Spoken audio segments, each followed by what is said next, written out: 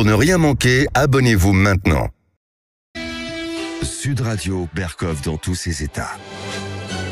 Nous sommes en guerre. Non, Fabien, tu ne gagneras pas avec un steak. Parce que le peuple, c'est le boss et Macron, c'est l'employé. Tous ces crétins de salariés, ces crétins de salariés, dans leur bulletin de paye, on enlève les cotisations sociales. Et ces cotisations sociales, elles payent mon âge. On est des humains. C'est ça qu'on est, hein?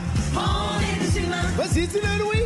On est des humains. Oui, Jean-François. Nous sommes dans une guerre hybride. Docteur, le message que vous nous délivrez ce matin est assez simple. Tout symptôme de rhume doit être considéré comme du Covid jusqu'à preuve du contraire. Oui. Nous sommes en guerre. Nous sommes en guerre. Mais quelle guerre? Quelle guerre? Russie-Ukraine? Réchauffement climatique? Transition énergétique? Covid, mais avant le Covid. 30 ans avant, ou 40 ans avant le Covid, il y a eu l'affaire du sang contaminé. Énormément de victimes.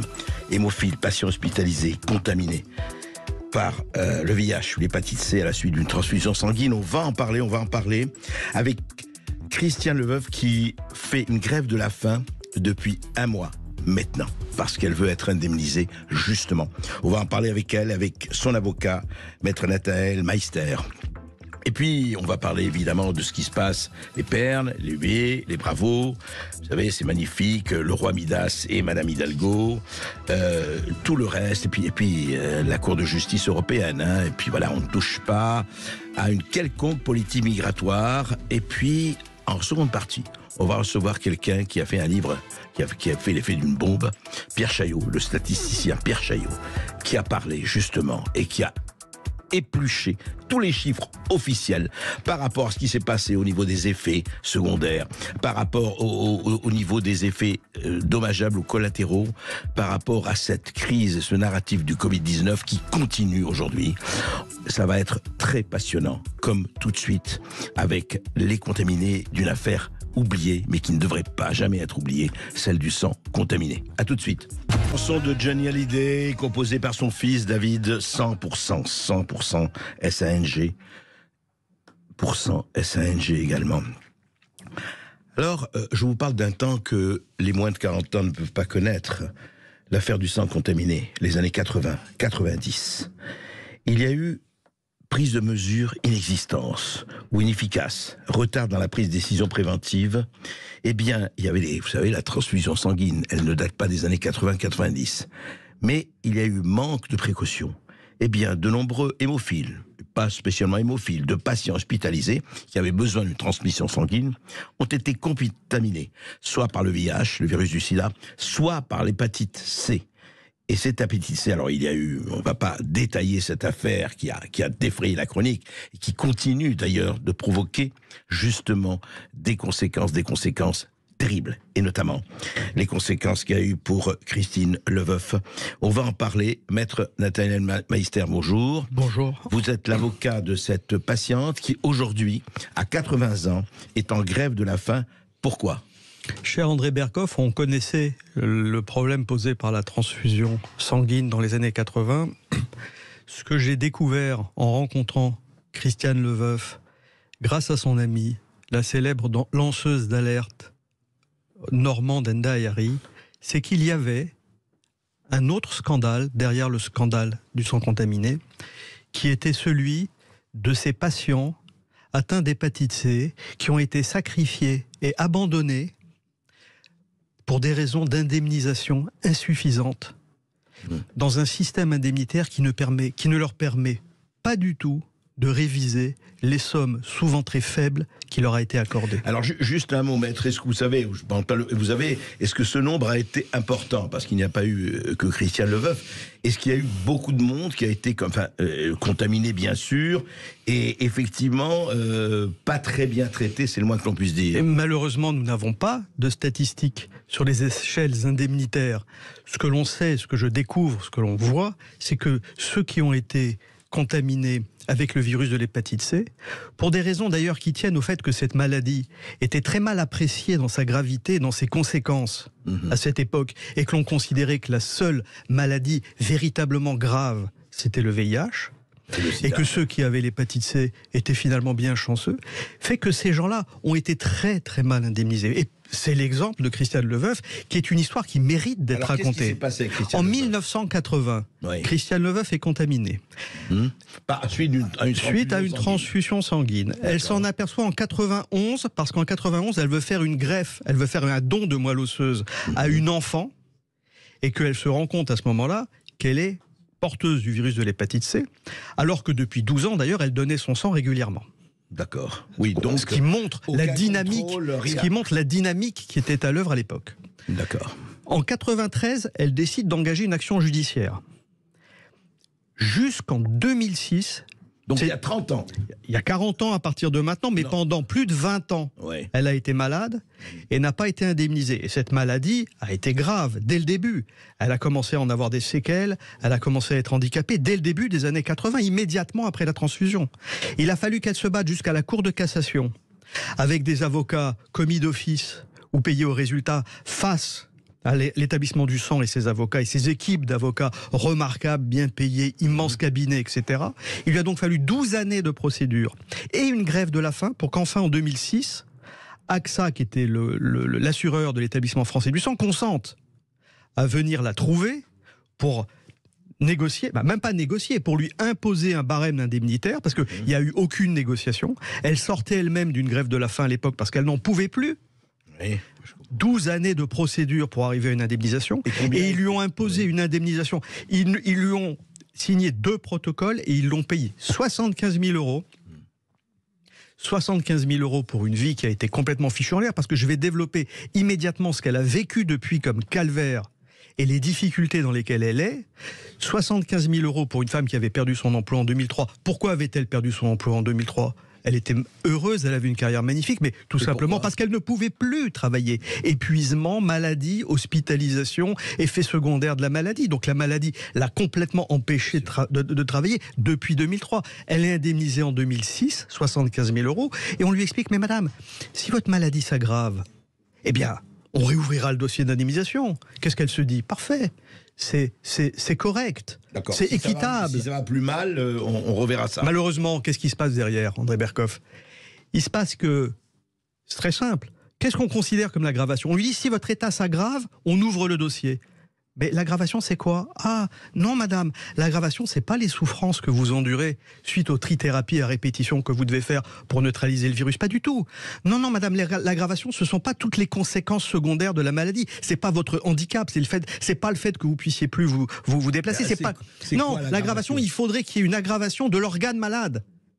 Et là, on demande à un expert hématologue de statuer en quelques minutes pour savoir s'il y a une aggravation de la lésion organique, mais il n'y a pas, puisqu'elle subit des trithérapies qui neutralisent le virus. Malheureusement, et ces trithérapies et les conséquences secondaires de la maladie la foutent par terre, lui imposent des stages à l'hôpital, font qu'elle a des effets secondaires permanents, que sa vie est détruite, handicapée, qu'elle ne peut plus rien faire. Mais on lui dit, non madame, les conventions de 2006-2007 signées par AXA, madame, elles ont autorité de la chose jugée. C'est comme si c'est un tribunal qui avait ordonné cette convention. Et si vous voulez une indemnisation, tournez-vous maintenant vers l'État et la solidarité nationale et démontrez qu'il y a une aggravation de la lésion organique. Or, quel est le stade de l'aggravation de la lésion organique suite à ce qu'elle a aujourd'hui, je ne révélerai pas. Mais c'est tout simplement la mort, c'est-à-dire c'est le cancer foudroyant qui l'a tué. Autrement dit, c'est comme dans le sketch de Coluche. Prouvez-nous que vous allez mourir et peut-être on ouvrira notre porte-monnaie. C'est ça. Et vous allez mourir guéri. Vous allez mourir assuré. Vous mourrez assuré grâce au système. Et évidemment, elle a affaire à un système qui est cadenassé, puisque 2006, les conventions ont autorité de la chose jugée. L'ONIAM ne prévoit pas de révision de son statut tant qu'il n'y a pas une aggravation de la lésion organique, et les experts qu'elle peut voir à l'occasion quand ils sont mandatés, évidemment, savent très bien qui donne les ordres au système d'expertise français. Le piège était non pas presque parfait, mais le piège est parfait. Le traquenard est parfait, et c'est une génération de porteurs de la maladie de l'hépatite C qui a été abandonnée et sacrifiée. C'est un scandale dans le scandale. Alors on va en parler avec Christiane Leveuf.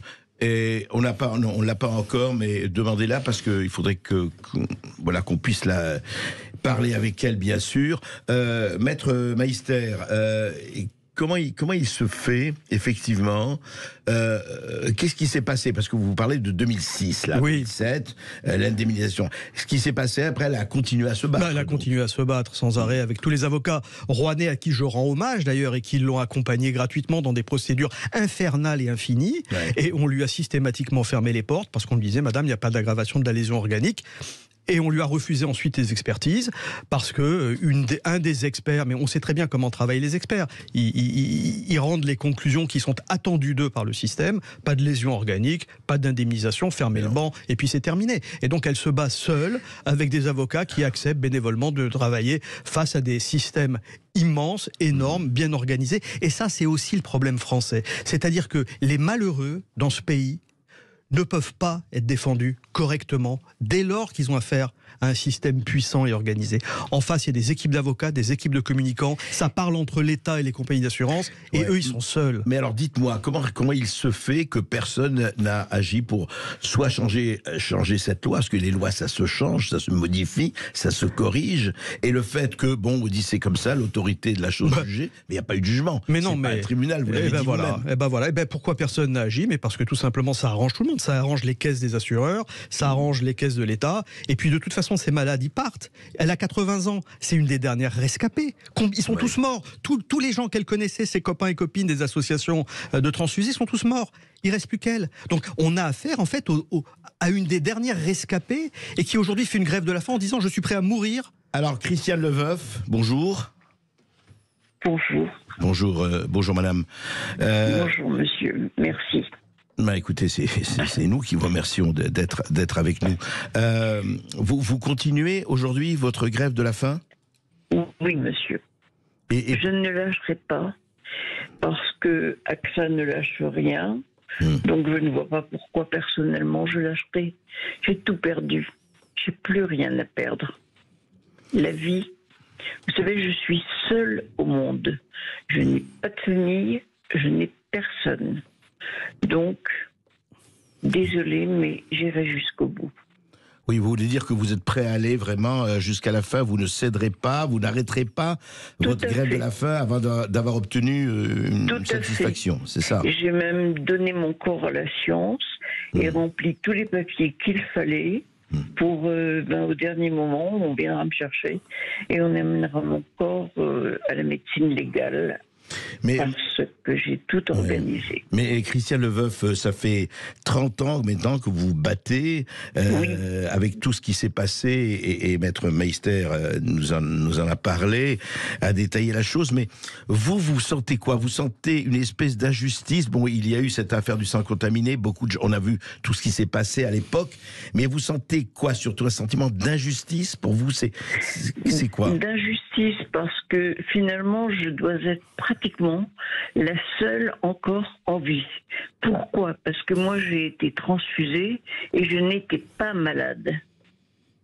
On peut considérer qu'un coup de fatigue, on vous dit, j'avais à l'époque trois jobs. Oui. J'avais été en Algérie, puisque je suis française, née en Algérie. D'accord. Et j'avais été hôtesse au sol à Air France. Bon. Ensuite, je suis rentrée en France. J'ai été Groupama 30 et quelques années. Et Groupama a été génial et j'adorais mon métier. Hélas, j'ai perdu mon métier. J'ai perdu ma vie, j'ai tout perdu.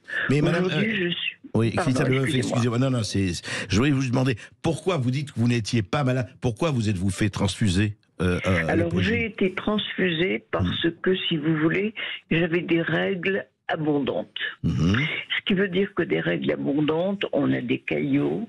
Les caillots ne devaient pas rester dans l'utérus pour ne pas faire infection. Donc, il est arrivé que quelquefois, on fasse un curetage. Il s'est avéré à ce curetage que j'ai beaucoup saigné. Donc on vous a fait une transfusion. D'accord. Voilà. D'accord. Mais on m'a dit, on va vous donner des fortifiants. Parce que j'étais donneuse de sang, j'ai donné mon sang pendant 11 ans, tous les 3 mois. Et vous avez su quand que vous aviez cette hépatite C? 11 mois après. 11 ans après. 11 ans après. 11 ans après. Parce que 80, on m'a contaminée. Et le week-end, je m'occupais des enfants leucémiques à l'hôpital Charles-Nicolle de Rouen. J'allais, vous savez, raconter une petite histoire, passer un moment avec les enfants leucémiques.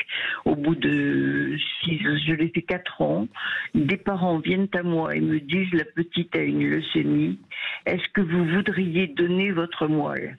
Effectivement, oui. Donc, je me suis inscrite à France Transplant. Et vous avez donné votre sang et votre moelle. Oui. Qui m'a orientée pour donner ma moelle. Et au bout de la 3e fois, on m'a jeté dehors 2 fois.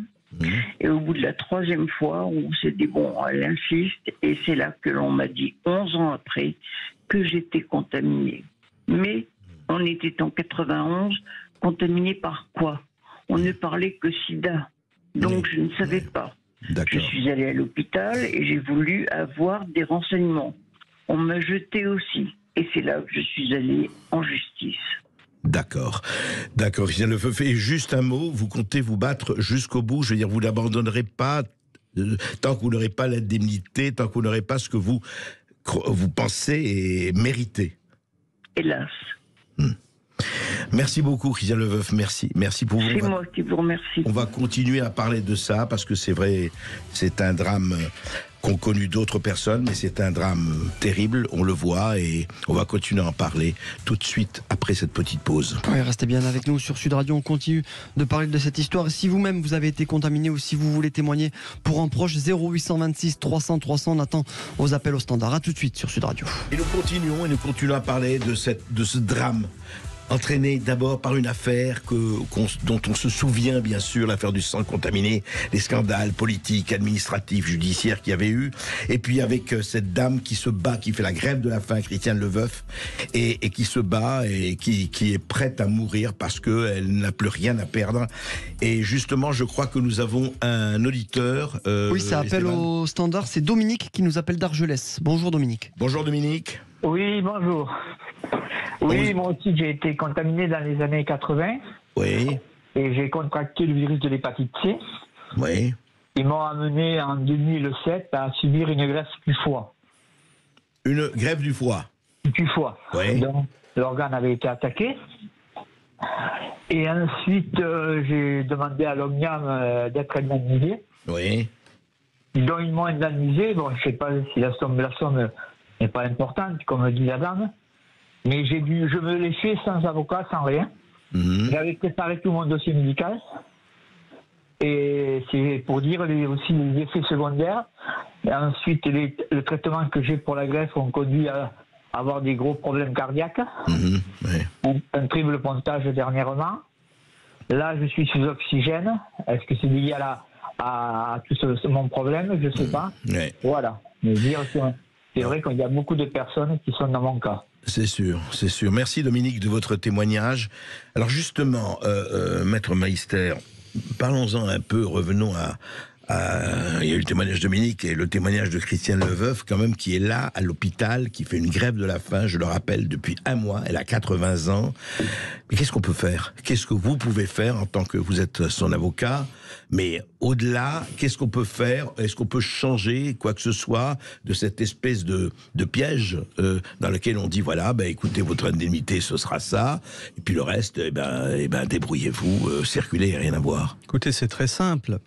On se tourne vers ceux qui ont signé ce protocole en 2006-2007 en leur disant les conditions dans lesquelles vous avez signé ce protocole, sur la base d'un référentiel très défaillant, sur la base d'une méconnaissance totale des effets secondaires et de l'évolution de cette maladie, et aussi avec une femme qui sortait à l'époque déjà d'une grève de la faim, tout cela mérite d'être revisité à l'aune de ce qu'elle a vécu depuis. Alors, ils nous disent, oui, mais nous n'avons pas d'obligation légale de le faire. Alors, vous savez, en fac de droit, premier cours, première année, la distinction entre l'obligation légale et l'obligation naturelle, l'obligation morale, celle qui n'a pas de contrainte juridique. Oui, et ça, c'est très intéressant. Est-ce qu'il reste de la place aujourd'hui pour une obligation morale? C'est-à-dire, est-ce que vous pouvez, vous, en tant qu'être humain, chez AXA, de la nouvelle génération de dirigeants de cette entreprise, comprendre que peut-être vous avez un devoir moral, même si c'est pas sanctionné par un tribunal. Mais pardon, vous avez le devoir moral de réouvrir ce dossier. Je suis d'accord, mais attendez, revenons à ce que vous avez dit, c'est très intéressant. Pourquoi on ne peut pas changer l'obligation légale ? Parce qu'il faudrait une mobilisation de la classe politique et de l'Assemblée nationale. Eh bien alors, c'est pas possible, ça. Écoutez, je pense que leurs agendas... Je dis pas pour demain, mais enfin la pauvre Christiane ne sera plus de ce monde d'ici là, et il faut une action rapide. De même qu'on n'a pas le temps de repartir dans un protocole médical trop long. En tout cas, la question de l'obligation légale doit être posée. La question de l'obligation légale doit être posée, mais est-ce qu'il reste de la place pour une obligation morale dans ce monde ? Est-ce que des dirigeants d'une boîte d'assurance peuvent encore considérer qu'ils se doivent de regarder dans quelles conditions ils ont signé des protocoles? Et est-ce que ça mériterait pas quand même qu'ils regardent ça à nouveau, ne serait-ce qu'au nom de la dignité, simplement de leur relation entre assureurs et assurés? Mais est-ce qu'on ne revient pas, hélas, et on n'a pas envie ni de sourire ni de rire à ça, est-ce qu'on ne revient pas à Jean de La Fontaine, selon que vous serez puissant ou misérable, les jugements de je ne sais pas qui vous rendront blanc ou noir? Exactement, on revient toujours à cela, mais il appartient à l'être humain de savoir s'il souhaite corriger cette logique de marché, cette logique implacable qui est celle du droit, et laisser de la place à ce qui est simplement la relation entre êtres humains. Et c'est ce à quoi nous en appelons dans cette affaire. Nous demandons à AXA de venir à la table de discussion, de regarder ça attentivement et de permettre à Christiane Leveuve de passer quelques années un petit peu plus tranquille, les années qui lui restent à vivre, un peu plus tranquille, et ils se seront comportés comme des êtres humains. Est-ce que ça existe encore ? C'est la question que je pose. Écoutez, j'espère que ça existe encore, en tout cas on l'espère, en tout cas l'appel est lancé, et effectivement nous suivrons cela avec vous, avec Christiane Leveuve. C'est vrai que au-dessus de tout, il y a quand même l'humain. Au-dessus de n'importe quelle règle, et que cet humain, il doit être respecté, sinon c'est pas la peine. Sinon finissons comme les dinosaures et n'en parlons plus. Merci André Berkoff de nous avoir ouvert votre micro. Et merci à Christiane Leveuve et beaucoup de courage. Merci. On se dépasse effectivement, et on s'est dépassé au Conseil de Paris il y a quelque temps. Eh bien, écoutez, qu'est-ce qui s'est passé ? Eh bien, c'est très simple. David Alphand, un conseiller de Paris, a interpellé Anne Hidalgo sur sa gestion. Il l'a interpellé en disant écoutez, Anne Hidalgo, il y a des choses qui ne vont pas. Écoutez David Alphand.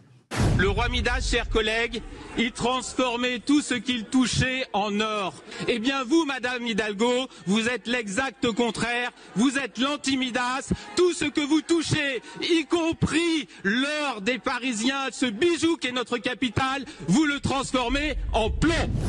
Ah là, vous transformez Anne Hidalgo l'or en plomb.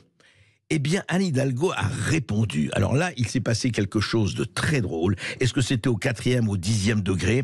Écoutez, auditeurs résistants de Sud Radio, et vous nous direz ce que vous en pensez. Écoutez Anne Hidalgo. Je n'ai plus de voiture, donc je ne sais pas du tout à quelle référence de Midas vous faites ici. Ça doit être culturel, Alors de deux choses l'une, c'est très intéressant. Ou elle a vraiment pensé au pneu Midas. Elle a vraiment pensé en se disant, tiens, mais de quoi il me parle celui-là avec son Midas ? Midas, c'est quoi ? Ben, c'est les pneus Midas. Mais j'ai pas de voiture, moi. Ça, c'est première version. Seconde version, c'est peut-être culturel. Elle a peut-être vaguement entendu parler du roi Midas, effectivement, chez les Grecs, de quoi il s'agissait. Et c'est quand même hallucinant. C'est-à-dire que la seule chose qu'elle trouve à répondre à quelqu'un qui a une certaine culture, qui parle du roi Midas, qui transforme effectivement le plomb en or, elle répond, moi j'en sais rien, si c'est les pneus, écoutez, c'est pas du tout ça. Et si c'est culturel, de quoi vous parlez ? Moi, ce qui m'interpelle, c'est le niveau de la réponse. Ou alors, elle avait compris, elle aurait pu être dans une réponse au même niveau que celui de David Alphand, où elle n'a pas compris. Alors là, franchement, c'est préoccupant. Vraiment, Anne Hidalgo, excusez du pneu. Très, très, très belle chanson, très belle chanson. Mais vous savez, on se demande des fois, vous avez écouté là, l'histoire de ce qui s'est passé avec Christine Leveuve. Des fois, on se demande, mais vraiment, on peut se demander si on ne vit pas dans un asile, et si, quelque part, les fous n'ont pas pris le pouvoir. On peut se demander, en tout cas, quand on assiste à certaines choses, par exemple, à Marseille, parle beaucoup de Marseille en ce moment, hein. Vous avez vu, avec les règlements de compte, avec des gens qui sont dans leur appartement en train d'étudier, reçoivent une balle perdue, voilà, et puis ils meurent, et puis c'est comme ça, voilà. Par exemple, à Marseille, alors, ce qui s'est passé, la fac d'économie et de gestion Colbert de Marseille a annoncé la fermeture de l'établissement pour un mois, pour au moins une semaine à partir de demain. Une lettre a été adressée au préfet, comme vous le savez, après des mois d'inquiétude et d'alerte, le doyen de la faculté d'économie et de gestion du site Colbert à Marseille a pris la décision de fermer l'accès à ce bâtiment aux étudiants, etc. Pourquoi ? Eh ben pourquoi ? Parce qu'il y a des dealers, voilà, qui rôdent, qui sont installés, qui entrent, etc. Alors, il paraît que ça vient de changer, ils ont décidé quand même de réouvrir demain, mais l'hôpital psychiatrique, lui, non, il n'ouvrit pas. C'est très très très simple, il y a un hôpital psychiatrique, voilà, à Marseille même, dans le même campus d'ailleurs exactement. Eh bien, il y a 3 mois, ce centre médico-psychologique a été déménagé en urgence. Écoutez bien, on est à Marseille, hein, on n'est pas dans le cartel de Cali, hein, on n'est pas en Colombie, on n'est pas chez les narcos d'Amérique du Sud, non, on est à Marseille, c'est pas mal non plus. Donc déménagement en urgence d'un centre médico-psychologique pour les mêmes raisons. Écoutez, CNews a envoyé un reporter, écoutez, c'est pas piqué des hannetons ce reportage. Les personnels se sentaient en insécurité avec de nombreux points de deal à l'extérieur. Même pour vous dire que donc cette antenne, elle a fermé début septembre. Et fin août, il y a même des personnels de cette antenne psychiatrique qui étaient en fait prisonniers, entre guillemets, à l'intérieur. Ils étaient encerclés à l'intérieur ils étaient pris au piège à l'intérieur de leur bâtiment. Ils ne pouvaient pas sortir parce qu'il y avait des violences à l'extérieur et de nombreux deals à l'extérieur. C'est même des policiers qui sont venus les escorter pour les sortir du bâtiment. Et donc à présent, ce bâtiment psychiatrique, il est fermé. La semaine dernière, c'est le département qui a décidé d'occuper ce bâtiment pour loger des mineurs isolés. Et donc j'y suis allée la semaine dernière. Il y avait bien une 60aine de mineurs isolés qui étaient logés dans ce bâtiment. Et juste en face de la porte de ce bâtiment, il y avait un point de deal aux yeux de tous qui continuent à travailler. Et voilà, juste devant la porte du bâtiment du centre médico-psychologique, un point de deal. À l'intérieur, des mineurs isolés. Tout va bien. Mais on se dit, attendez, hier, on en a parlé dans l'émission, hier, avant-hier. On va pilonner les points de deal, Emmanuel Macron qui va envoyer 200 gendarmes, 400 CRS, etc. C'est hallucinant. Le lendemain, on parle de ça, on voit ce qui se passe. Une faculté qui décide de fermer puis d'ouvrir, ça ne sait plus où ils sont. Mais on est où là ? On est où ? On travaille comment ? On est dans une espèce de déni, je ne dis même pas de justice, une déni de raison. Oui, dans certains cas, je le dis, les fous dans l'asile ont pris le pouvoir. On m'a tendu la main, je suis en vie, et oui, l'accueil, il faut garder effectivement son potentiel d'accueil et de droit d'asile, bien sûr. Mais comment, jusqu'où et à quel niveau et où on met le curseur ? Apparemment, ça devient de plus en plus compliqué. Parce que les décisions successives de la Cour européenne des droits de l'homme et de la Cour de justice de l'Union européenne, elles pèsent un sacré poids sur la capacité des États, parce qu'après tout, ce sont les États qui décident, à indiquer ou à contrôler ou à canaliser les flux migratoires. Et quelqu'un en a très bien parlé hier au Conseil de l'Europe, en pleine assemblée. C'est le député François-Xavier Bellamy, le député LR européen. Voilà ce qu'il dit, François-Xavier Bellamy. Écoutez. Merci Monsieur le Président, Monsieur le Commissaire.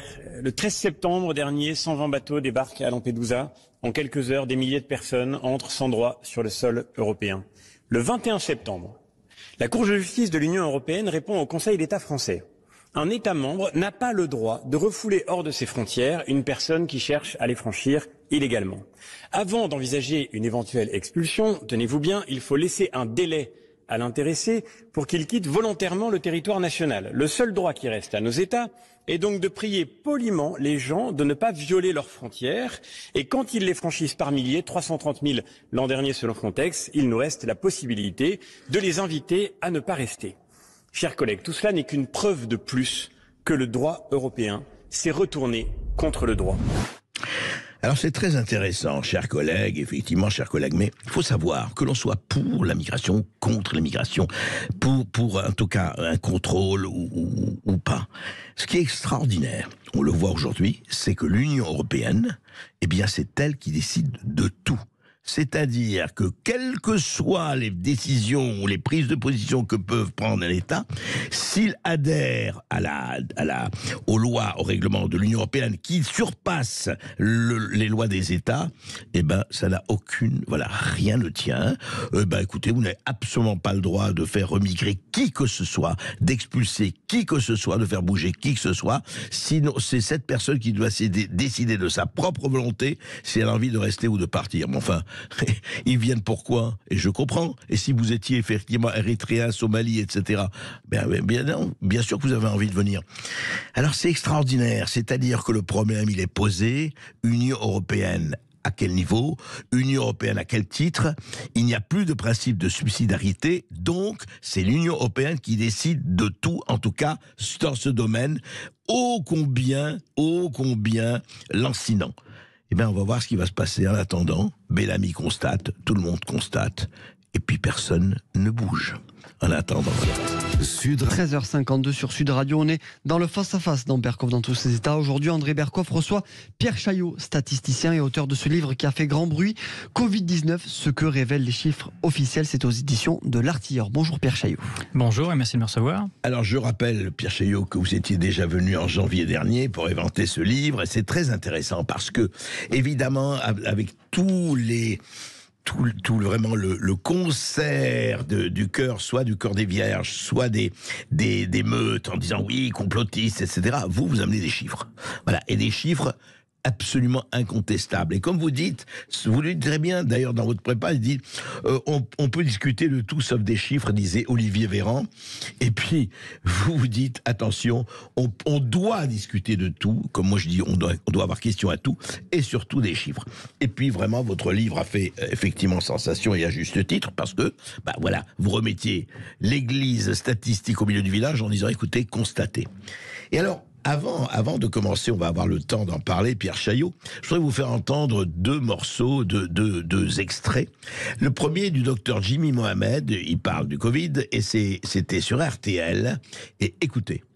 Docteur, le message que vous nous délivrez ce matin est assez simple. Tout symptôme de rhume doit être considéré comme du Covid jusqu'à preuve du contraire. Oui, d'autant qu'en ce moment, je vois plein de patients avec de la fièvre, le nez qui coule, des courbatures, des maux de gorge, des maux de tête ou encore de la toux. Alors ça ressemble grosso modo à un espèce de syndrome grippal. Sauf qu'en cette période de l'année, il n'y a pas de grippe. Les températures font qu'il n'y a quasiment aucun virus qui circule en dehors du Covid. Donc, vous conseillez donc de se tester au moindre doute et que fait-on si le test est négatif? Alors si le test est négatif, il faut se poser quelques questions. Si vous êtes cas contact, qu'il y a du Covid qui circule autour de vous, si une épidémie au travail, à l'école, considérez que vous êtes porteur du virus à partir du moment où vous avez le moindre nez qui coule, même si votre test est négatif. Voilà, le moindre nez qui coule, même si votre test est négatif, vous êtes porteur du Covid. Alors, Pierre Chaillot, ça s'appelle comment ça? Ça s'appelle de la paranoïa. Ça s'appelle un syndrome paranoïaque et c'est extrêmement révélateur de tout ce qu'on a vécu depuis 3 ans. C'est exactement ça, où tout le monde est soupçonné porteur du Covid pour n'importe quelle situation. Et la force de ce que nous avons vécu, c'est que cette soi-disant épidémie de Covid-19 n'a jamais considéré le nombre de malades qu'il y avait dans une population, de vrais malades, j'ai envie de dire. Sinon, on n'aurait jamais dit qu'il y avait une épidémie, parce qu'on n'a jamais dépassé les seuils de malades à aucun moment depuis le début. À aucun moment. À aucun moment de ce qu'on pourrait appeler un seuil épidémique, si jamais on compte le nombre de malades. C'est ce que fait Réseau Sentinelle, notamment depuis le départ. Et on a tout basé sur ces fameux tests. Et ce sont ces fameux tests qui ont fait croire à une épidémie avec une épidémie de tests et de tests positifs. Et là, on va encore plus fort parce qu'on peut même avoir une épidémie de tests négatifs qui pourrait quand même être considérée comme du Covid. Donc là, on est vraiment dans l'aboutissement de la folie. Ah oui, ça, même si vous êtes négatif, en fait, vous êtes Covid. C'est-à-dire, tout homme bien portant est un malade qui s'ignore. Exactement. C'est le docteur Knock. C'est ça, c'est les fameux asymptomatiques, ça. Eh bien, écoutez, on va continuer de parler de tout ça. On va avoir 1 heure pour en parler avec Pierre Chaillot.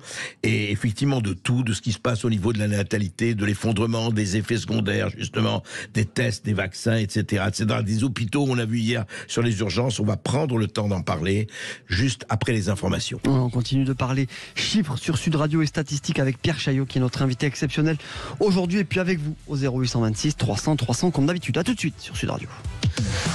avec 13h03 sur Sud Radio. Nous sommes désormais dans le face-à-face avec André Berkoff qui reçoit aujourd'hui Pierre Chaillot, le statisticien et auteur de ce livre Covid-19, ce que révèlent les chiffres officiels. C'est aux éditions de l'Artilleur. Et puis avec vous au 0826 300 300. Alors ça devient très intéressant. Vous avez sorti votre livre, vous avez reçu à l'époque Pierre Chaillot en janvier dernier. Et encore une fois, c'est un livre que je recommande, qu'il faut lire vraiment, parce que voilà, il y a les faits. Ça s'appelle les faits. Vous savez, quand le réel frappe à la porte, hein, de temps en temps, il faut le laisser rentrer, sinon il enfonce la porte et ça devient plus compliqué. Alors, il y a autre chose que je voulais vous faire entendre, Pierre Chaillot, après la magnifique analyse et le diagnostic de Dr Jimmy Mohamed. Je voudrais vous faire entendre le nouveau ministre de la Santé, Aurélien Rousseau. Eh bien lui, vous voyez, il n'y a pas besoin d'être paranoïaque. Tout va bien, tout va bien. Le nouveau vaccin arrive et tout va pour le mieux dans le meilleur des mondes. Écoutez. On a un vaccin qui est plus efficace, il est plus efficace que celui de l'an dernier, il correspond parfaitement aux souches, voilà, et on a un vaccin dont maintenant on a 3 ans de recul, on sait qu'on n'a pas d'effet secondaire, et donc il faut y aller, et par ailleurs on est dans un climat global où j'espère qu'on arrive à porter sur papillomavirus, sur la bronchiolite, sur le Covid, sur la grippe, il y a une dynamique où moi je veux montrer que la prévention, la vaccination, c'est le progrès. Et que ça marche. Eh ben alors, franchement, Pierre Chaillot, mais de quoi vous vous inquiétez, là? Vous êtes là en train de... Regardez ce que vous dit le ministre de la Santé. On a d'abord 3 ans de recul. C'est intéressant, là, on va parler du recul. Deuxièmement, il n'y a pas d'effets secondaires. Où vous voyez des effets secondaires? Où on a vu des chiffres, des effets secondaires? Non, ça n'existe pas. Non, il y a un excellent vaccin qui arrive, et puis voilà, il faut y aller. Je crois que c'est ce qu'on appelle un naufrage, c'est-à-dire que vraiment on a un discours qui n'a ni queue ni tête là en direct à la radio. Les effets secondaires, si on parle bien d'effets indésirables, ils sont reconnus de multiples manières. Donc il y a les remontées à pharmacovigilance depuis longtemps, il y a la NSM qui en reconnaît une grande partie aujourd'hui. La santé, oui. La santé, la sécurité des médicaments.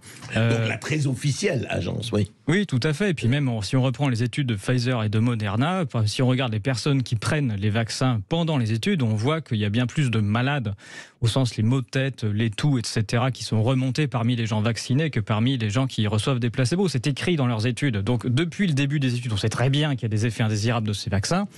Et peut-être il y a une erreur de langage de sa part, puisque les effets indésirables des vaccins sont ce qu'on appelle des effets primaires, puisqu'en fait ils arrivent juste après la vaccination, et c'est bien le premier effet. C'est le premier effet de la vaccination, de rendre malade et d'avoir un effet qui est indésirable. Et s'il y a tous les vaccins d'ailleurs. Oui, et s'il y a un effet secondaire du vaccin, c'est de protéger contre quelque chose. Donc si le ministre nous dit qu'il n'y a pas d'effet secondaire, on peut peut-être être d'accord sur le fait qu'en effet, ils n'ont jamais rien montré de protéger de quoi que ce soit. Et donc en effet, dans ce sens-là, il n'y aurait pas d'effet secondaire, mais bien des effets indésirables et uniquement ça. Alors justement, mais qu'est-ce qu'il fait? Parce qu'il parle du recul. On a pris du recul. Alors vous aussi, vous avez pris du recul. Enfin, vous l'aviez pris avant. Ça faisait 3 ans aussi que vous travaillez dessus. Et vos conclusions ne sont pas vraiment, c'est le moins que l'on puisse dire, tout à fait les mêmes que celles du ministre ou d'autres personnes. Alors je voudrais un peu peut-être faire. On est en octobre 2023. Il y a quelque chose dont on ne parlait pas quand vous avez écrit votre livre, et je sais que vous allez le rééditer en ajoutant, mais quand même, on parle de l'effondrement de la natalité. Et que, voilà, qu'il y a vraiment des problèmes au niveau à la fois des femmes enceintes, au niveau du fœtus, au niveau de tout ça. Qu'est-ce qui se passe exactement? Qu'est-ce que vous avez pu vérifier ou chercher, Pierre Chaillot? Eh bien, c'est simple. On a des différents pays européens qui nous donnent leurs données du nombre de naissances qu'il y a chaque mois. Alors, il y a des pays en Europe dont le nombre de naissances a tendance à baisser au cours du temps, et donc c'est le cas de la France. Qui est un pays vieillissant, c'est pas nouveau. Mais on peut quand même regarder si les naissances suivent toujours, on va dire, une courbe à la baisse, on va dire normale ou la même que d'habitude, ou si on a quand même un effondrement supplémentaire. Et là, en France, on voit que ça baisse bien plus. Et il y a d'autres pays comme le Danemark où il y a plutôt une petite hausse du nombre de naissances et on voit qu'il y a une baisse. En Allemagne aussi, on voit qu'il y a une baisse. Et on remarque sur tous ces pays qu'on a des baisses significatives 9 mois après la campagne de vaccination des jeunes femmes. Donc on n'a pas le résultat définitif, on va dire, de où on saura exactement ce qui est en train de se passer. On a quand même un indice extrêmement net en termes de temporalité, et puis sur un grand nombre de pays où ça arrive tous en même temps. Et puis en plus, il y avait déjà eu un effondrement des naissances 9 mois après le premier confinement sur les pays qui confinaient, ce qui montre l'impact psychologique du confinement sur les gens.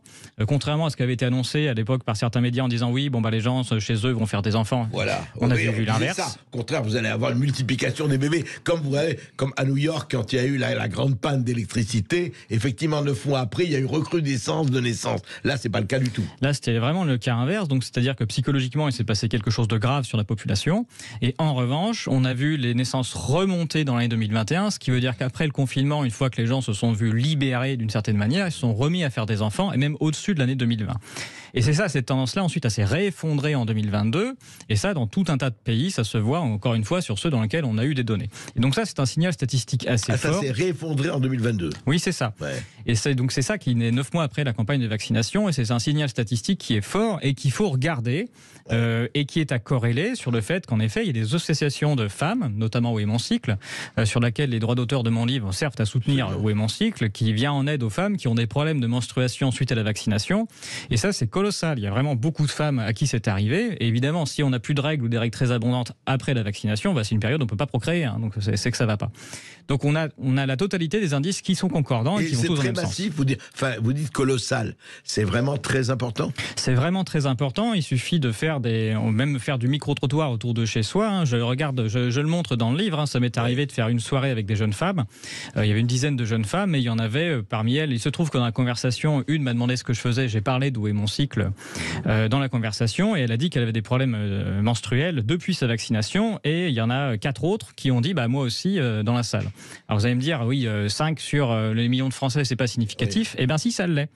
Parce que si ce problème-là n'arrivait qu'une fois sur 1 million, il serait impossible pour moi de faire une soirée au hasard en invitant des gens et puis d'en avoir 5 sur 10. Donc je ne sais pas combien il y en a, mais vous pouvez faire l'exercice avec les personnes que vous connaissez. C'est significatif, il s'est passé quelque chose. Le temps que ça durera, on n'en sait rien. Quels sont l'auteur des dégâts, mais voilà, c'est massif. Et puis il y a le nombre de déclarations et de femmes qui se plaignent, ça c'est à prendre en compte. Le fait qu'il existe des associations de victimes, c'est un indice suffisant. Je peux vous assurer que les femmes, elles ont autre chose à faire de leur vie, surtout à 35 ans, plutôt que de monter une association de victimes pour se plaindre, d'essayer de se faire reconnaître. Surtout que ça demande un temps fou, avec beaucoup de médias qui les ont décriés, étaient contre elles, notamment Libé qui a fait un article en traitant ces femmes vaccinées d'antivax. Voilà. Oui, c'était fabuleux. C'est-à-dire que c'est quand même des femmes vaccinées qui se plaignent des fins indésirables, qui sont traitées d'antivax par les médias. Sinon, des conspirationnistes, bien sûr. Oui, mais ça maintenant, c'est devenu classique. On relève plus que maintenant que ce qui est parfaitement paradoxal. Mais voilà, donc il y a tous les indices qui sont concordants et voilà, celui-là qui est arrivé de manière supplémentaire. Donc oui, la natalité baisse ces dernières années de manière structurelle, mais on voit quand même des baisses supplémentaires qui arrivent juste après la vaccination. Ouais, en tout cas, c'est à suivre effectivement et de voir qu'est-ce qui se passe exactement. Alors l'autre chose on va un peu passer en revue un certain nombre de choses qui se passent et qui se sont passées, mais quelque chose qui, je me rappelle, avant de vous inviter, j'avais invité le professeur Toubiana, l'épidémiologue, et qui m'avait dit, et vous me l'avez répété aussi, parce que il avait dit, écoutez, nous, on a demandé aux autorités, toutes les autorités s'occupant de santé, elles sont nombreuses, en disant, voilà, ce qu'on voudrait avoir, c'est le chiffre des morts depuis 2 ans, 3 ans, et le chiffre des vaccinés. Simplement pour corréler, et après tout, peut-être qu'on verra que c'est les non-vaccinés qui ont beaucoup plus de morts que les vaccinés. Et ce qui est étonnant, il m'avait répété, il dit, secret défense, secret d'État, personne ne vous répond là-dessus. Et certains lui ont dit, mais il y a même pas, on fait pas ces statistiques. Comme on sait qu'on est obligé de répertorier les morts et les vaccinés, comment vous expliquez tout cela, Pierre Chaillot ? Oui, il y a une demande auquel j'ai participé avec Laurent Toubiana, où on a fait une demande auprès de la ministre de la Santé, donc c'était en 2022, qui n'a pas répondu, ce qui nous a permis de saisir la CADA, la Commission d'accès aux documents administratifs, qui permet normalement à tout citoyen d'avoir accès aux documents administratifs sur lesquels s'appuient les lois. Ils sont obligés de le faire. Ils sont obligés de le faire. Ouais. Et donc la CADA a redemandé au ministère de la Santé, le ministère de la Santé qui a répondu non, on n'a pas ces chiffres, donc on vous donnera rien. Et la CADA nous a dit bon ils n'ont pas, donc on s'arrête là. Mais normalement la CADA doit insister, et vu qu'on a donné à la CADA tous les éléments, permettant de dire où étaient les chiffres, comment est-ce qu'on faisait pour y accéder, ils auraient dû insister, ce qu'ils n'ont pas fait. Et puis il y a eu une demande en session du Sénat de Madame la sénatrice Müller-Bronn qui a demandé à avoir accès à ces chiffres du statut vaccinal de tous les décès de façon à savoir. C'est ça. Et la ministre qui a répondu en séance a répondu deux choses. Elle a dit... Qui était la ministre de l'époque? Alors je crois que c'était la ministre déléguée, je ne sais plus son nom, mais c'était pas la ministre qui était là. Et elle a répondu deux choses. Elle a dit, première chose, de 1, ces données n'existent pas, et de 2, ces données sont publiques. Voilà. Donc c'était... Donc on en avait même temps, elle a dit ça. En même temps, dans la même phrase. Ce qui n'existe pas est public, comme chacun sait. Ouais. Donc on a eu les deux, et donc en fait, et les deux sont faux. Donc c'est-à-dire que c'est pas facile de créer un paradoxe dans la même phrase, mais en plus quand les deux éléments sont faux. Donc ces données existent, ils sont disponibles dans ce qu'on appelle le SNDS, qui est le système national des données de santé, donc qui s'appuie sur les données de la sécurité sociale, qui a les dates de vaccination des gens et les dates de décès des gens. Donc on voudrait exploiter ça, et c'est pas public. Il y a que les chercheurs habilités qui y ont accès. Donc nous, ce qu'on demande en effet, c'est que le ministre de la Santé fasse l'exercice, dépêche des personnes, des chercheurs du ministère de la Santé pour faire l'exercice et publier les chiffres. Toujours, ça. Bien sûr, on le demande toujours. C'est une des manières de se voir. Ce sera un indice supplémentaire qui permettrait de savoir. Et a priori, il y aurait une réponse dernièrement du ministère de la Santé qui dit oui, mais c'est difficile, ça demanderait plusieurs semaines de travail. Bon, alors pour une vaccination, ça c'est vrai qu'on a autre chose à faire, oui. Et puis pour une vaccination qui a coûté plusieurs milliards d'euros, dépêcher un ou deux chercheurs pendant une semaine de travail pour faire des extractions, ça nous paraît pas non plus complètement déconnant en termes de budget. On va parler de tout ça après une petite pause. À tout de suite. Oui, on est toujours avec Pierre Chaillot sur Sud Radio jusqu'à 14h, et puis avec vous aussi, on vous donne la parole comme d'habitude, 0826 300 300. À tout de suite. 13h18 sur Sud Radio, on parle toujours de ce que révèlent les chiffres officiels du Covid-19, bien sûr avec Pierre Chaillot qui est notre invité aujourd'hui, et puis avec vous au 0826 300 300. Et nous avons parlé effectivement de l'effondrement d'un certain nombre de narratifs depuis un an, depuis la sortie du livre de Pierre Chaillot, qui, je le rappelle, je le dis, il l'a dit, mais il faut le dire, les droits d'auteur de Pierre Chaillot vont à la fondation Où est mon cycle, qui vient en aide aux femmes qui ont subi de graves perturbations hormonales suite à la vaccination. Donc, Pierre Chaillot, alors, je voudrais savoir par rapport à ce qu'on disait sur le chiffre, non, il n'y a pas de chiffre, et en même temps, ces chiffres sont publics, donc chiffre des morts, etc. Comment ça se passe à l'international aujourd'hui? On sait, je rappelle, les procès en Floride contre Fauci, contre les laboratoires, les enquêtes de Rand Paul et de Robert Kennedy Jr., en Allemagne, Rainer Fulgich et les milliers d'avocats et de scientifiques. Mais est-ce qu'il se passe vraiment non seulement un éveil, mais est-ce qu'on a des chiffres, on a des résultats tangibles de ce qui se passe, des recherches un peu partout? Oui, il y a deux niveaux sur lesquels il faut se placer. Il y a des niveaux individuels avec des gens qui font des prises de sang, par exemple, sur des personnes vaccinées qui ont des effets indésirables, et ils trouvent des choses intéressantes. Donc là, il y a des publications qui sont faites. Il y a des études qui sont faites aussi post-mortem sur des personnes décédées, où on voit aussi des choses. Donc tout ça, il y a des choses qui sont faites de manière internationale. Et puis il y a les statistiques. Et en fait, il faut les deux, parce que en effet, on voit des choses statistiquement. Donc moi, j'ai montré que sur toute l'Europe, il y a des problèmes. On voit des hausses de décès pile pendant les campagnes de vaccination pour quasiment toutes les tranches d'âge et tous les pays d'Europe. Des hausses notables. Oui, suffisamment significatives pour être vues statistiquement. Alors même s'il n'y a pas d'hécatombe au sens où les gens ne sont pas tombés comme des mouches, on voit des signaux statistiques. Et donc ça, c'est extrêmement grave de voir des signaux statistiques partout en Europe. Et puis il y a Denis Rancourt qui a fait le même travail, qui a vu la même chose aux États-Unis et au Canada, et ils viennent de sortir un papier, lui et son équipe, là sur toute l'Asie. Donc en fait, on a des traces partout. Et il faut les deux niveaux, parce que quand on arrive juste avec le fait de dire, on ne sait pas pourquoi, mais on remarque qu'il y a des hausses de décès, eh bien on complète. Il faut d'autres études qui complètent en disant, voilà pourquoi et voilà ce qui peut se passer. Donc les deux niveaux sont extrêmement importants. On a quand même des choses en Angleterre qui sont sorties, puisque l'Angleterre diffuse ce qu'on demande avec Laurent Toubiana pour la France, c'est-à-dire des statistiques de décès selon le statut vaccinal. Ah, ils le font en Angleterre. Ils le font en Angleterre. Il y a quand même, ils ont quand même des problèmes, ces données. Il y a Norman Fenton, un chercheur, et son équipe qui ont montré que ces données avaient des problèmes et que l'efficacité vantée des vaccins a tenu au fait qu'il y avait un décalage entre la date de vaccination et la date de décès. En gros, si vous venez juste de vous faire vacciner et que vous décédez, vous êtes considéré non vacciné. Ce qui veut dire que les décès des gens... Le vaccin n'a pas fait son effet, quel qu'il soit, oui. Voilà, mais du coup, ils considèrent les gens non vaccinés. Ça veut dire que tous les décès qu'on a juste après la vaccination, ils sont mis chez les non vaccinés, et donc ça fait augmenter les décès des non vaccinés de manière parfaitement artificielle. Donc ça, il l'a prouvé, il n'y a aucun problème. Les autorités anglaises l'ont nié pendant des mois, et là, dans le nouveau fichier qui est sorti, c'est écrit noir sur blanc, on a remarqué qu'il y avait des décalages.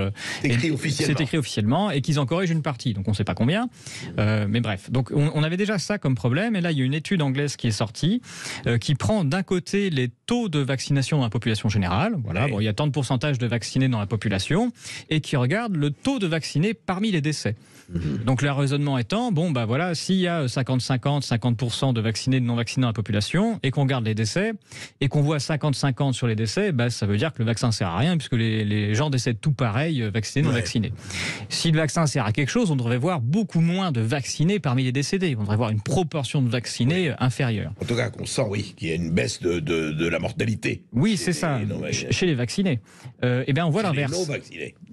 Enfin, on devrait voir les vaccinés mourir moins. C'est ça, on est bien Et d'accord. il constate que les vaccinés meurent plus, c'est-à-dire que les taux le pourcentage de vaccinés parmi les décès est supérieur au pourcentage de vaccinés dans la population. Mais c'est important. On est sûr de ça. Enfin, on est sûr.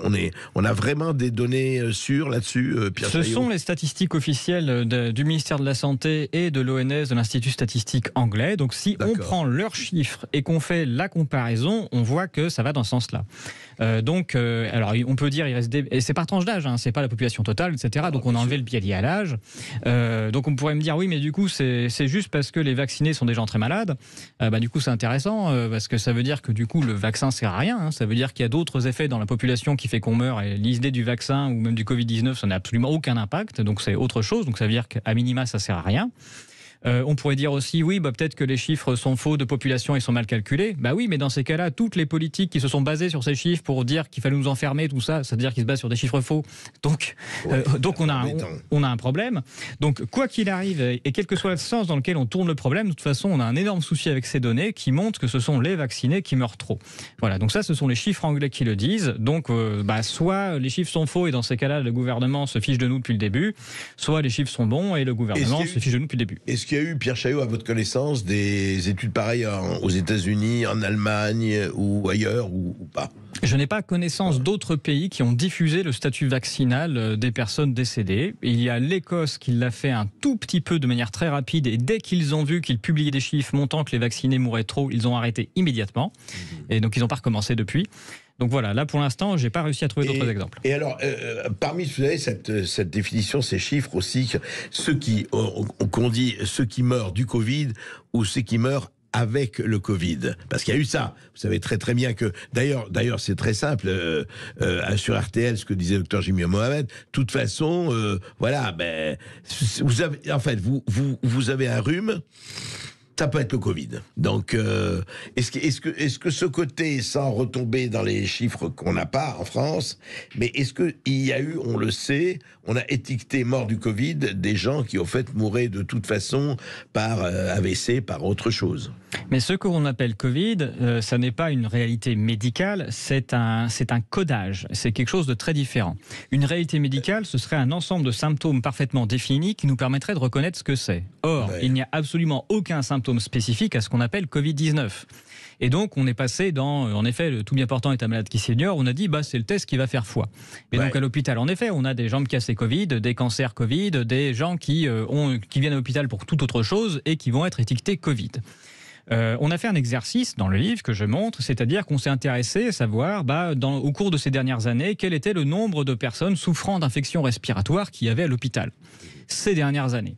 Eh bien, il se trouve qu'il n'y a eu absolument aucune augmentation des problèmes de difficultés respiratoires à l'hôpital, d'insuffisance liée à des maladies. Ça n'existe pas. Il y a une explosion du nombre de ce qu'on appelle Covid-19.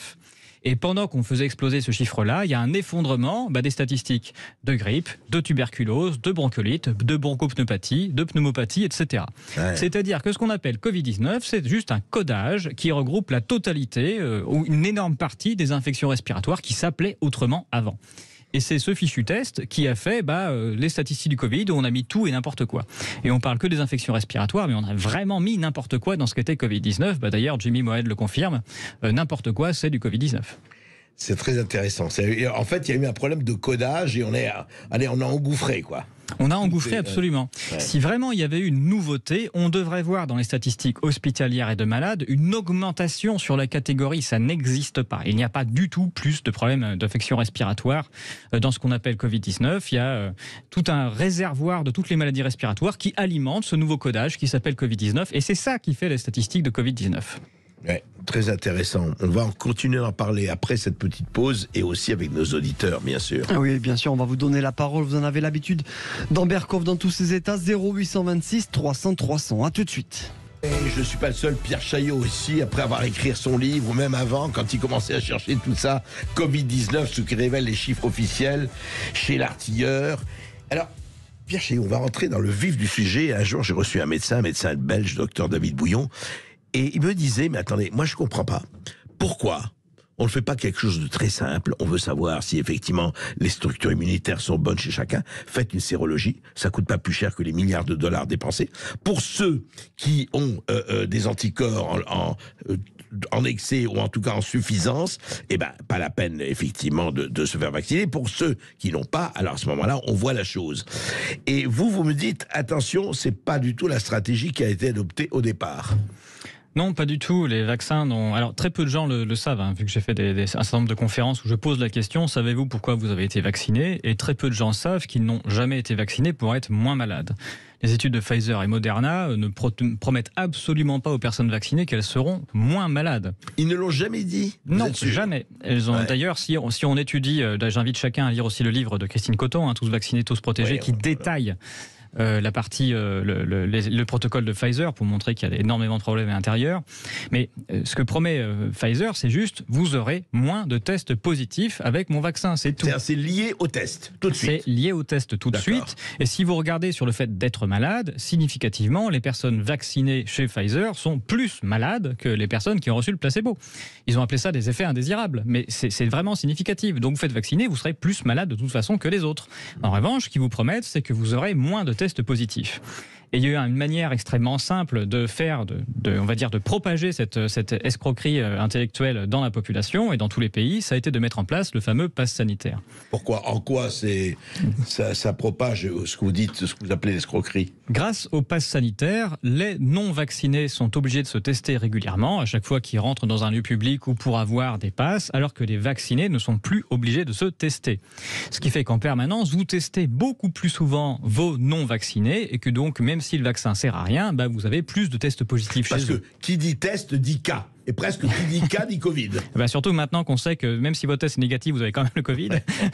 Donc oui, c'est ça. Donc c'est grâce à ce stratagème qu'on a réussi à faire croire que le vaccin protégeait de quelque chose, qui protégeait du test, juste en faisant que les vaccinés se testaient pas.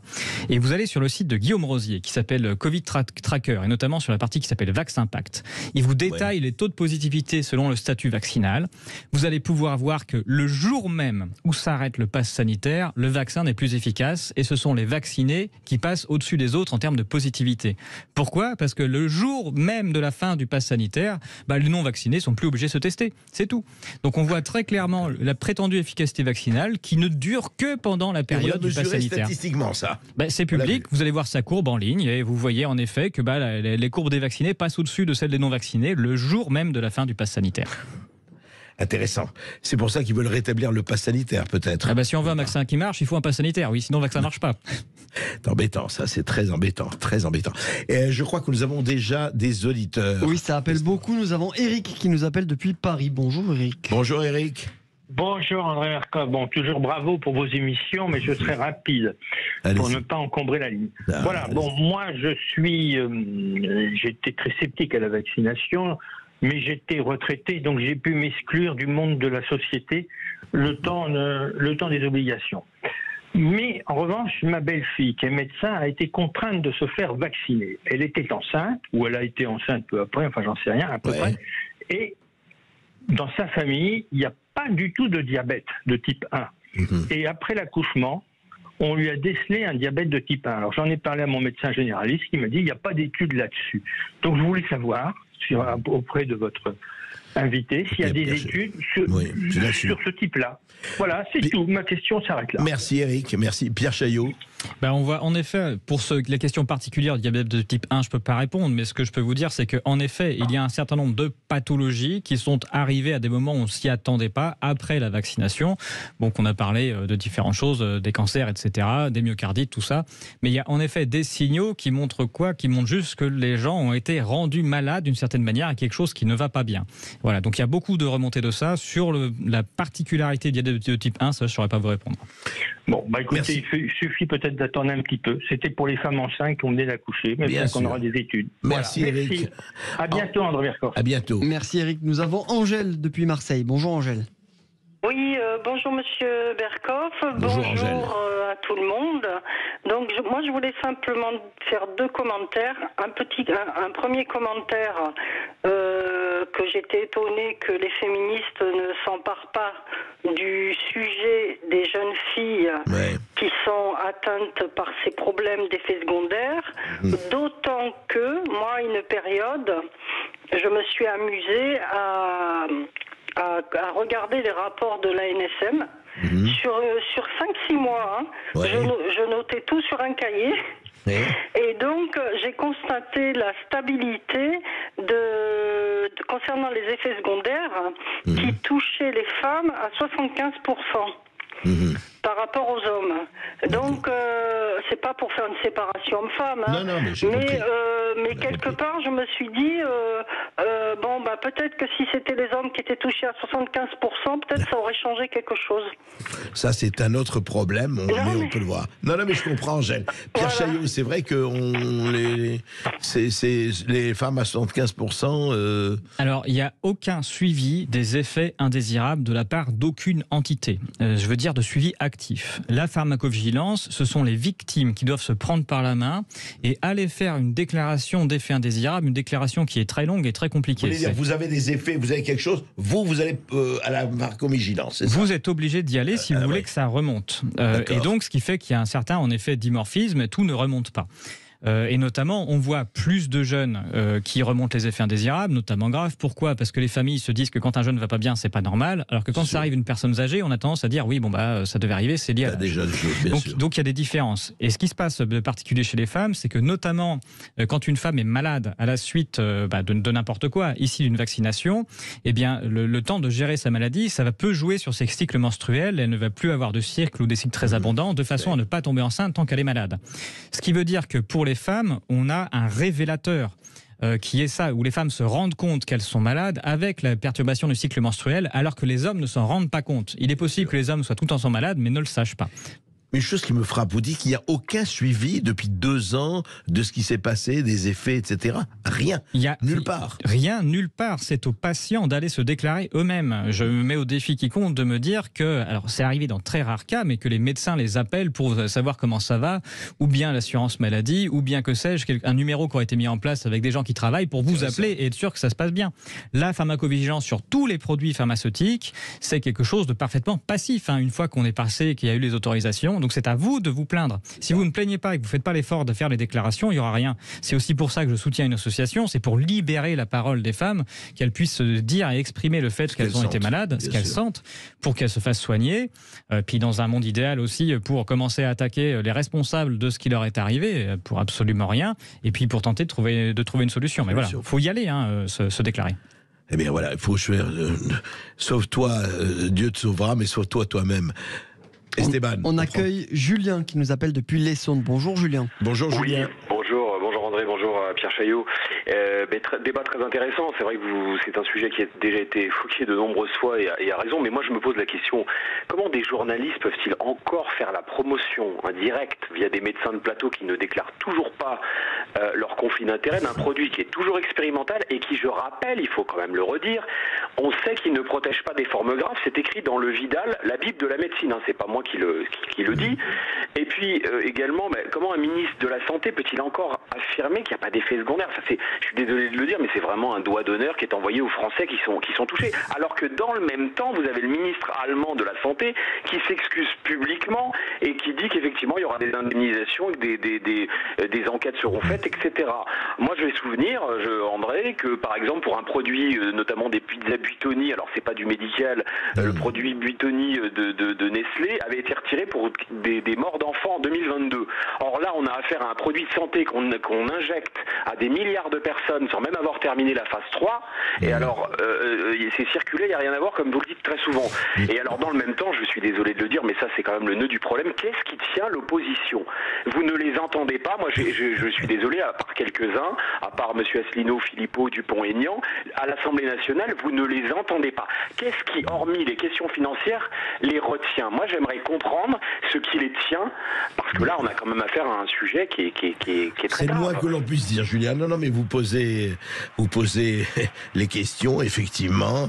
Ah, le silence politico-médiatique, vous savez, ça existe. Alors, est-ce que ce sont les intérêts chez certains? Il y en a qui parlent, heureusement, il y en a qui disent, et puis d'autres qui se taisent.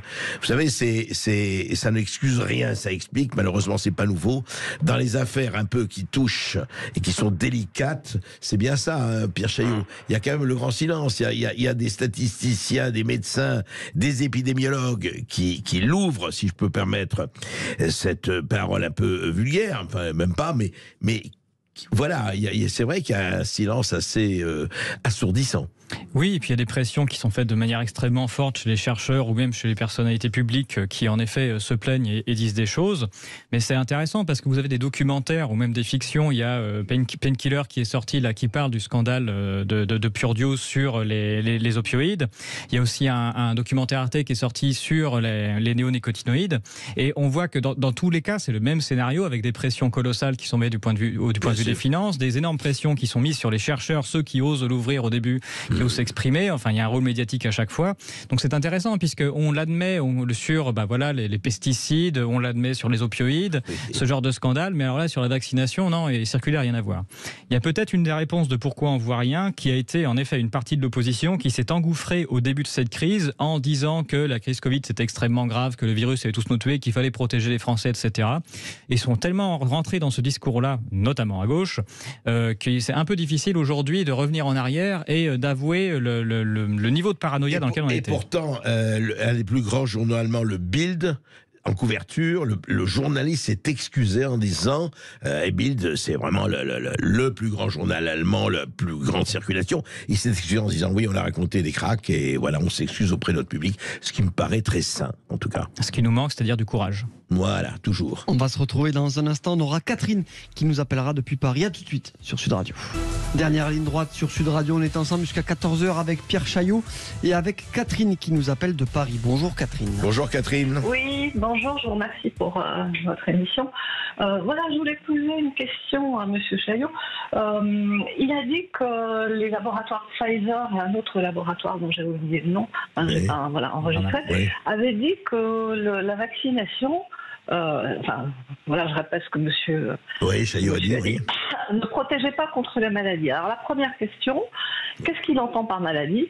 Moi, ce que j'ai toujours entendu dire, c'est que le vaccin ne protégeait pas, c'est-à-dire n'empêchait pas d'avoir le Covid, mais protégeait contre les formes graves. Des formes graves, voilà, les fameuses formes graves, il faut en parler, oui, exactement. C'est ça, Catherine, vous voulez dire, au fond, oui, qu'est-ce qu'on dit à propos du vaccin? Qu'est-ce qui est dit, même par les laboratoires eux-mêmes, quoi? Et puis les gouvernants. Les vaccins n'ont pas dit que le vaccin. Les vaccins ont dit les vaccins ne protègent pas contre la maladie. Mais qu'est-ce que ça veut dire maladie? Est-ce que ça englobe les formes graves? Voilà. Ouais. Ce qu'on appelle une maladie, normalement, avant cette histoire de Covid, normalement une maladie c'était les symptômes. C'est-à-dire on se disait là je suis malade parce que j'ai des symptômes. On a complètement dérivé avec maintenant les tests où on a des prétendus malades asymptomatiques. Ça n'existe pas, sauf dans la tête des paranoïaques. Donc une maladie c'est des symptômes. Donc vous avez des symptômes. Pfizer ou Moderna, quand ils font leurs essais, ils ne comptent pas, je vaccine des gens et ensuite je vérifie qu'il y a moins de personnes qui ont des symptômes, même particuliers, à la suite de la vaccination. Ce n'est pas ça qu'ils font. Ils font le comptage des tests positifs qu'ils vont avoir parmi les personnes qui ont n'importe quel symptôme existant. Mais c'est bien les tests positifs qui vont faire foi. Donc, c'est-à-dire qu'ils prétendent que leur vaccin protège d'avoir un test positif. C'est ça que ça veut dire, si vous prenez les études. Concernant les formes graves, ni Pfizer ni Moderna ne promettent quoi que ce soit sur les formes graves, parce que dans leurs études, ils n'ont pas assez de cas de personnes qui sont à l'hôpital malades avec des tests positifs pour affirmer quoi que ce soit. L'idée des formes graves, ça a été quelque chose qui a été rajouté par les gouvernements et les ministères de la Santé derrière et les médias, qui n'existent pas dans les études de Pfizer et Moderna.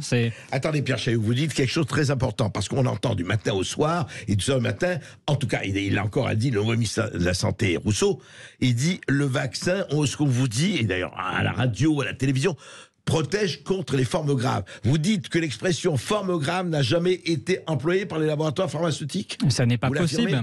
Quand vous lisez l'étude de Pfizer qui a été publiée, qui est en ligne, encore une fois, vous pouvez lire le livre de Christine Coton qui vulgarise tout ça, mais vous regardez le nombre de personnes, pour être en forme grave, il faut quand même être malade suffisamment pour aller à l'hôpital. Vous prenez l'étude de Pfizer, à la fin de leur étude, ils ont réussi à comptabiliser 3 personnes à l'hôpital avec un test positif qui est versus le placebo, contre une seule qui avait reçu un vaccin. 3 contre 1, il n'y a aucun seuil de significativité qui peut être donné.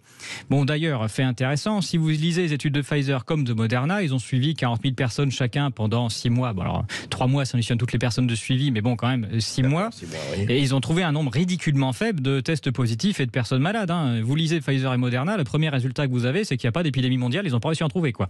Donc il a fallu qu'ils réussissent à trouver des tests positifs pour rien, et un nombre tout petit vu le nombre de personnes qui étaient suivies. Vous dites que c'est le politico-médiatique qui a mis forme grave et pandémie. Oui, c'était obligé, puisque encore une fois, les fabricants de vaccins ne pouvaient pas le dire quand vous lisez leurs études et les chiffres qu'ils ont. Donc encore une fois, eux, ils protègent contre les tests positifs. Ensuite, il y a des ministères de la Santé qui ont exploité leurs données pour dire, regardez, à l'hôpital, on a plus de vaccinés dans nos chiffres, de non-vaccinés, pardon, dans nos chiffres. Mais ça venait de quoi? Ça venait de 2 facteurs. Le premier, c'est qu'on teste beaucoup plus souvent les non-vaccinés, donc ils ont plus de chances d'avoir un test positif. Et la deuxième chose, c'est que toute personne dont on n'arrive pas à trouver le statut vaccinal dans les bases de données, ça arrive. Par exemple, il y a une étude qui a été faite de l'adresse qui montre que les femmes mariées, quand elles sont enregistrées, des fois, c'est le nom marital, des fois, c'est le nom de jeune fille qui apparaît, ce qui fait qu'on n'arrive pas à faire se parler les données. Et donc, on a jusqu'à 60% de pertes. Et donc, toute personne dont on ne connaît pas le statut vaccinal était déclarée non vaccinée. D'accord. Donc, la pauvreté des données, on va dire leur insuffisance de qualité et la stratégie du pass sanitaire a créé de manière artificielle des statistiques qui venaient vanter l'efficacité du vaccin, alors que c'était même pas fait par les fabricants. Donc non, tout ça c'était créé a posteriori. On remercie Catherine et on accueille Marc. Bonjour Marc. Bonjour. Je vous appelle, je l'ai déjà eu il y a 2 jours, mais là, je reprends ce que je voulais finir l'autre fois, je n'ai pas pu. Je vais essayer d'être rapide. J'accepte tout ce qui a été dit par mon confrère et je trouve qu'effectivement, les statistiques existent. En revanche, je peux vous assurer une chose, c'est que moi, je regarde mes cas et les cas de mes collègues avec qui on fait un petit groupe qui permet de voir ce qui se passe. On s'est aperçu que les gens qui n'avaient pas été vaccinés depuis 1 an peuvent chuter, leurs formes sont à peu près correctes. En revanche, tous les cas nouveaux que j'ai sont des gens qui n'ont pas été vaccinés, sur lesquels il y avait des formes assez graves, que ils disaient « Oh, mais non, ce n'est pas ça, je me suis testé, c'était négatif. » Le lendemain, c'était très positif, sauf qu'ils travaillent dans des endroits où justement ils peuvent contaminer des personnes âgées fragiles. Donc le vaccin, c'est un vaccin. Après, je n'ai pas assez de compétences, mais moi, je suis médecin et je ne parle pas de la compétence je vous dis, les administratifs ont trop de poids à l'heure actuelle pour donner leur avis. On ne va pas revenir là-dessus, on est d'accord. Mais attendez, je ne reviendrai pas. En revanche, il existe un médicament qui s'appelle le Paxlovid dont personne ne parle.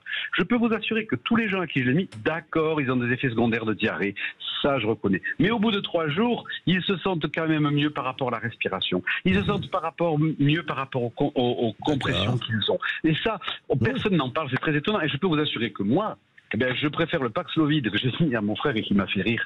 Parce que quand il m'a appelé pour me prier d'arrêter ce médicament, il a pu partir en vacances, ce qu'il n'aurait pas pu faire s'il avait attrapé le coronavirus en fonction des paramètres supplémentaires que je ne vais pas développer. Donc je tiens à dire quand même que le vaccin, même à foi, moi, tous les gens que j'ai alors qui sont malades, sont des gens qui ne sont pas vaccinés ou que leur vaccin dure depuis plus d'1 an. Plus d'1 an, pardon. Plus d'1 an. D'accord, mais c'est intéressant, votre témoignage est intéressant.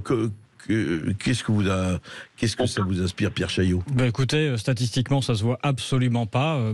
Sur les effets des autres médicaments là-dessus, j'avais une collègue qui me disait rhume mal soigné dure une semaine et rhume bien soigné dure 7 jours. Voilà, je pense que ça résume assez bien. Tout, ça c'est sûr. Moi, c'est les cas dont je parle, c'est les cas que je connais. Non, je comprends. C'est les cas que je comprends. vis. Je comprends. Non, ça, écoutez, c'est la discussion. La discussion est là. Ce qui est intéressant, mais lisez le livre de Pierre Chaillot, c'est qu'il s'appuie sur des statistiques, sur des dizaines de milliers, et puis sur tous les rapports qui sont là. Alors, effectivement, vous avez raison. Chacun a son expérience et voilà, qui viennent me voir chez moi et je lui montrerai tous mes patients sur lesquels j'ai fait des statistiques, car j'étais ingénieur informaticien avant, et j'ai essayé de le faire un petit peu avec mes collègues. Je comprends.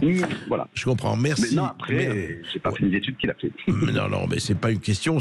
Écoutez, la discussion est ouverte et il faut garder la discussion. C'est très très bien. Tout à fait. Comme disait quelqu'un, j'accepte qu'on n'ait pas le même point de vue que moi et j'accepte qu'on le développe même si je suis pas d'accord. Voilà, absolument. Et c'est bien ce qu'on fait ici. Pierre Chaillot, je voudrais dire, on arrive un peu en fin d'émission. Vous m'avez dit que vous allez faire une nouvelle mouture de Covid-19 qui va paraître en janvier prochain, et notamment sur la fertilité et autres.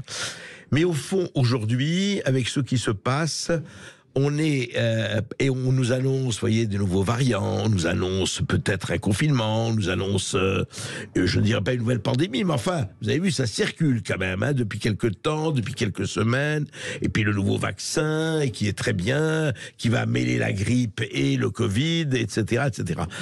Et pour vous, c'est quoi? C'est quelque chose qui est un entretien, parce que voilà, et on va vous répéter, mais arrêtez, il y a eu 4 milliards de vaccinés, et puis il n'y a pas 4 milliards de morts, alors voilà, il faut continuer. Vous répondez quoi à ça? S'il y a quelque chose qui se diffuse extrêmement bien, c'est en effet la peur. Alors plutôt que de parler encore une fois des malades où on verrait qu'il se passe rigoureusement rien, on fait à chaque fois les choux gras sur un nouveau variant. Et donc l'idée dont il faut se méfier et bien comprendre, c'est que normalement un malade, c'est quelqu'un qui a des symptômes, je me répète, et puis normalement l'idée de la médecine, c'est d'avoir une personne qualifiée, un médecin qui s'occupe du malade, et bien du malade, et pas de la personne saine qui aurait un test positif. Ce vers quoi on avance, c'est une déshumanisation de la médecine pour faire du scientisme, puisque c'est du scientisme, en remplaçant la maladie par le fameux résultat de test, et le médecin par un protocole automatique qui est j'ai tel test et je vais donner tel médicament. Tel médicament, oui. Ce qui fait évidemment le bonheur de l'industrie pharmaceutique de vendre à la fois les tests et les médicaments qui vont avec, et je pense qu'il est dramatique que les médecins ne se rendent pas compte à quel point ils sont pris pour des imbéciles et à quel point ils sont en train de scier leur propre branche. Juste une statistique sur les tests anti-Covid-19 n'ont absolument aucune cohérence. C'est-à-dire que parmi les tests positifs, on a plus de personnes qui vont très bien, qui sont en parfaite santé, et parmi les gens qui ont les soi-disant symptômes du Covid, comme dirait Jimmy Mohamed, on a une majorité de tests négatifs. Donc c'est-à-dire qu'on est en phase de, statistiquement, ce qu'on doit appeler une escroquerie. Il n'y a aucun rapport entre un test et une quelconque maladie. Vous l'avez dit, Pierre Chaillot, voilà, écoutez, vous avez exprimé ce que vous aviez à dire, on a pris le temps de le faire. À vous non seulement de juger, mais d'enquêter et de lire. C'est le plus important, de lire les rapports, de lire tout. Merci. Merci Pierre Chaillot.